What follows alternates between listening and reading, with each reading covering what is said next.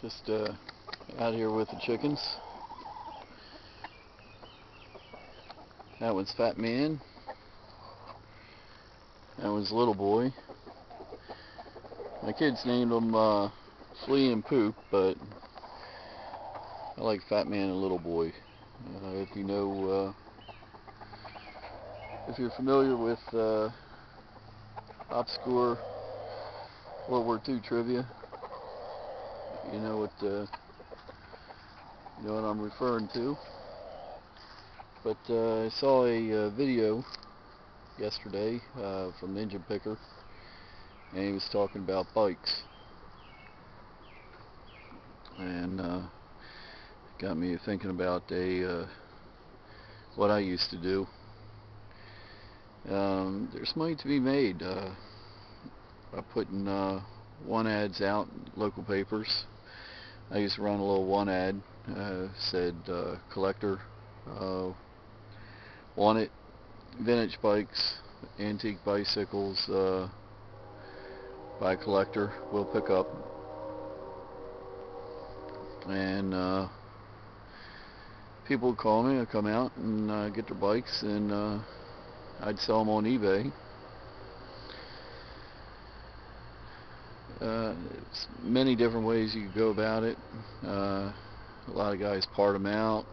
I basically just sold the whole bike. A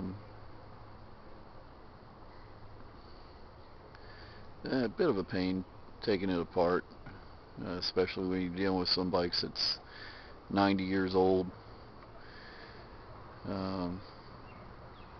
But I used to get the bikes from a bike store, and they stopped giving them to me. I guess they thought I was giving them a little competition. But there's other places to get bike boxes. U-Line, I think it's called. They got boxes of all different sizes.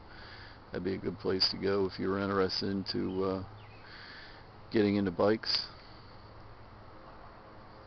I used to ship them out UPS, and got to be careful with the size of the box when it comes to UPS. I think it's the length plus the girth has to be under a certain amount of inches.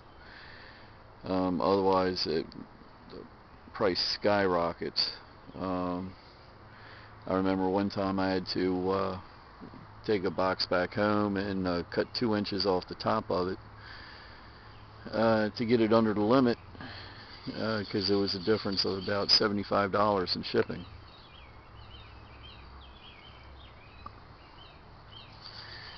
This bike here is a Silver King made by Monarch. This bike was ahead of its time. It features stainless steel fenders,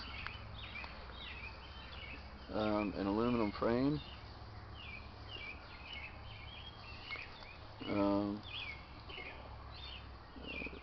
pretty neat bike. This is a girl's bike.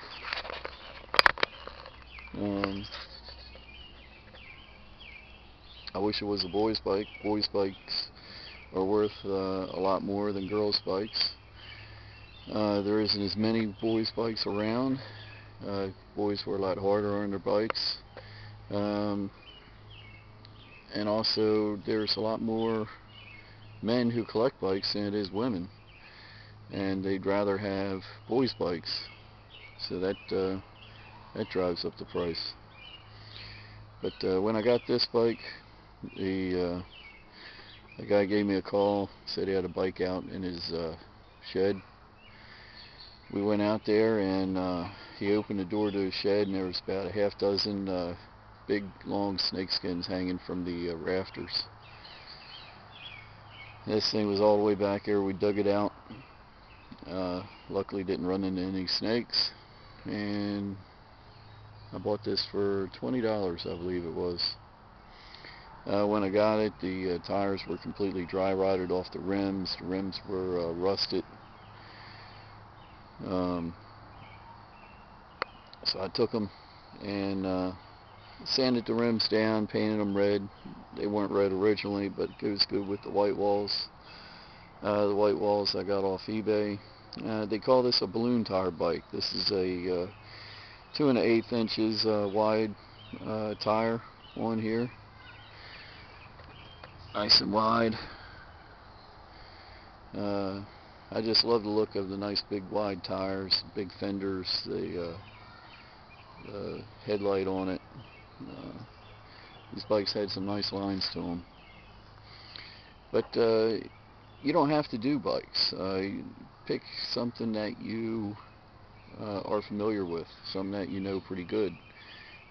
Sports memorabilia, militaria, instruments. Instruments are very good. Electric guitars,